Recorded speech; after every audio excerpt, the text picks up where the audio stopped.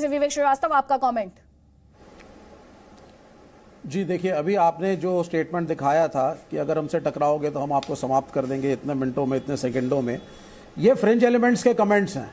ये they are not representatives of Islam, या कोई ये मुस्लिम आवाम को इस देश की रिप्रेजेंट नहीं करते हैं। लेकिन जब हम इन चीजों को एक लिमिट के आगे हाईलाइट करके उस पर पॉलिटिकल डिबेट्स करते हैं, आपको ये कैसे क्योंकि ये मिसयूज करती है बीजेपी आरएसएस कंबाइन। नहीं, बीजेपी और आरएसएस क्या करते हैं, बीजेपी और आरएसएस से बात कीजिएगा। ये जो स्टेटमेंट चला, इसमें आपको कहां से ये भाव आया मेरे सवाल उठाएंगे सरकार के कि मैं आपसे कह रही हूं कि ये मुस्लिमों के रहनुमा और मुस्लिमों के मसाया हैं, ये आपको ये भाव कहां से आया? नहीं, बिल्कुल नहीं। लेकिन इसको जिस तरीके से दर्शाती है सरकार, भारतीय जनता पार्टी, आरएसएस और विश्व हिंदू परिषद का कैडर, उससे एक पूरी कम्युनिटी, एक पूरे रिलीजन के ऊपर उंगली उठाई जाती है। और वो लोग जो शांतिप्रिय हैं, देश के साथ हैं, संविधान के साथ हैं, जिन्होंने 1947 के बाद इस देश में हिंदू आवाम के साथ रहना, जो मेजॉरिटी में थी, उसको स्वीकार किया, वो उनका चॉइस था, उनके ऊपर भी एक उंगली उठती है। जब आप पीएफआई पे रेड करते हैं, अगर कोई आतंकी संगठन है या आपके पास ऐसी इंफॉर्मेशन, सुनिए, अगर आपके पास इंफॉर्मेशन है कि एक संगठन पीएफआई में आतंकी एलिमेंट्स हैं, ये देश के खिलाफ हैं, आप जरूर रेड करिए, आप जरूर पकड़िए। कोई मुसलमान, कोई हिंदू, कोई कम्युनिस्ट पार्टी, कांग्रेस, विपक्ष आपके खिलाफ नहीं है। लेकिन समस्या आती है जब आप इसका दुरुपयोग करते हैं, जब एजेंसीज पीएफआई के नाम पे कॉमन मैन को आगे हैरेसमेंट शुरू कर दे, जब सिर्फ पीएफआई के नाम पे अलकायदा को जागृत कर दिया। आज मुख्तार अब्बास नकवी साहब ने एक बिल्कुल ही डिफंक्ट ऑर्गेनाइजेशन जो है सिर्फ सेंसेशन क्रिएट करने के लिए, मुख्तार अब्बास नकवी साहब की बीजेपी में क्या हैसियत है मैं नहीं जानता, माइनॉरिटीज की क्या हैसियत बीजेपी में रह गई है, यह भी एक बहुत बड़ा प्रश्न चिन्ह है। तो ये पॉलिटिकल सॉल्यूशंस चीजों के होने चाहिए, सेंसेशन क्रिएट करने से कुछ नहीं होगा। देश में पहले भी बड़ी बड़ी समस्याएं आई हैं, पंजाब प्रॉब्लम, उल्फा, तमिल एलम, हमारे देश में कोई समस्या आई है, नागालैंड की समस्या भी आई है। लेफ्ट में हिंदुओं की क्या पोजीशन रह गई है, ये पूछूं मैं आपसे? ये सवाल पूछना चाहिए मुझे डेमोक्रेसी में। ये बड़ा नहीं, लेफ्ट के अंदर हिंदू और मुसलमान नहीं होता, लेफ्ट के अंदर सिर्फ ह्यूमन बीइंग होता है। हाँ, नहीं, एब्सोल्युटली नॉट। देखिए, लेफ्ट हमेशा कहती है नो लेफ्ट। हाँ, बिल्कुल, हमारे मार्क्सवाद में कोई धर्म जाति को हम नहीं मानते। और आप एक दूसरे पर आरोप लगाते हैं, गुमराह करते हैं। गुमराह करने में आप में कोई भी पीछे नहीं है। नहीं, बीजेपी करने में आरएसएस एक कम्युनल ऑर्गेनाइजेशन है।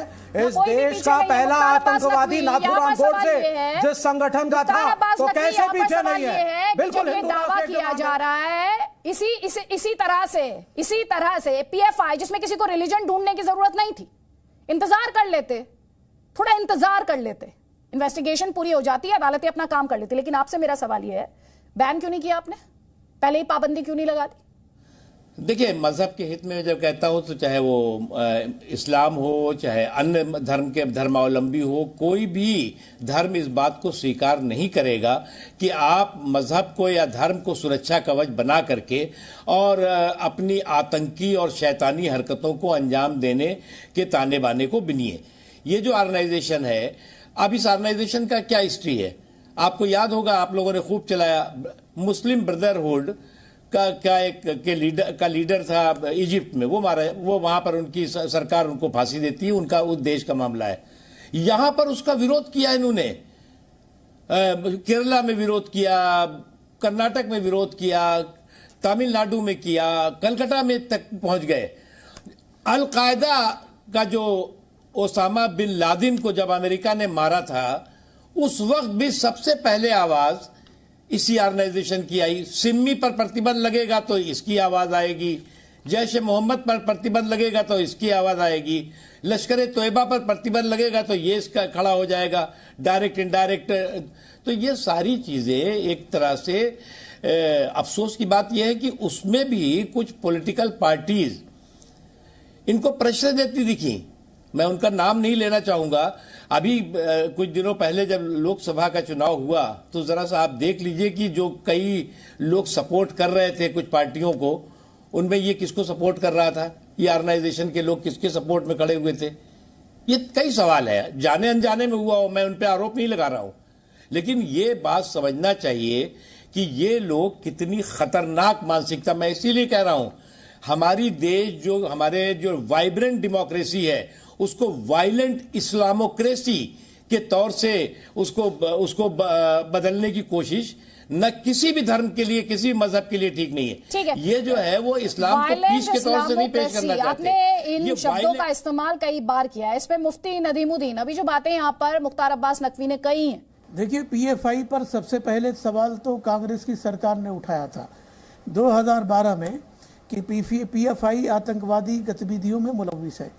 2018 में मोहसिन रजा ने कहा था कि मेरे पास पुख्ता सबूत है, और एक वकील का भी नाम लिया था कि 130 करोड़ की फंडिंग, ऐसा उन्होंने कुछ बताया था कि पीएफआई की तरफ से हुआ है।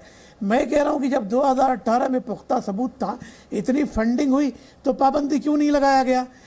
पीएफआई पर पाबंदी लगानी चाहिए थी।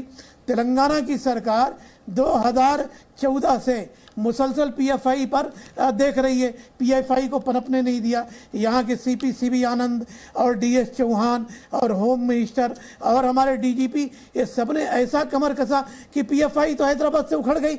मैं कहता हूँ कि अगर पीएफआई पर रेड पड़ा है, एनआईए ने रेड मारा है, तो मैं कहता हूँ समर्थन करने की ज़रूरत है, और ये देखने की ज़रूरत है कि पीएफआई जब आतंकवादी गतिविधियों में मुलव्विस है तो इसको कवर देने की ज़रूरत नहीं है। इसलिए कवर देने की ज़रूरत नहीं है कि भारत का लोकतंत्र सबसे खूबसूरत है और दुनिया में सबसे ज़्यादा सुरक्षित अगर मुसलमान है तो भारत का मुसलमान है। मैं कहता हूँ कि मुसलमानों में इस तरह का अगर संगठन होगा। पहले आए तो कामले जी कह रहे थे लोकतंत्र खत्म हो गया इस देश में, मुसलमानों को टारगेट किया जा रहा है। रोज सुनते हैं हम कि देश में तो मुस्लिम्स जो हैं वो अंडर अटैक है। अभी आजिद खान बता देंगे आपको। नहीं, मेरी बात सुनिए, दो बात सुनिए। देखिए, इसमें दो तरीके से काम करने का है। अगर समाज के अंदर इस तरह का संगठन है तो सबसे ज़्यादा उस समाज को बर्बादी होती है। किसी समाज के अंदर अगर कट्टरपन आएगा तो सबसे पहले वो समाज बर्बाद होगा। तो समाज के बुद्धिजीवी, उलमा, इंटेलेक्चुअल की जिम्मेदारी है कि अपने समाज को कट्टरपन से बचाएं। अगर ये कट्टरपन से नहीं बचाएंगे तो खुद भी बर्बाद होंगे, समाज भी बर्बाद होगा और देश भी बर्बाद होगा।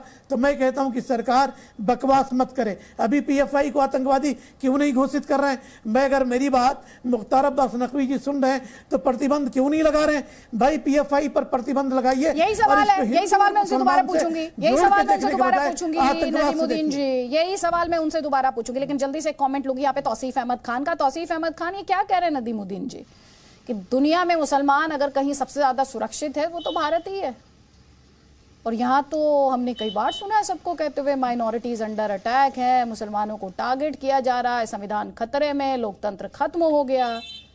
क्या कह रहे हैं नदीमुद्दीन जी?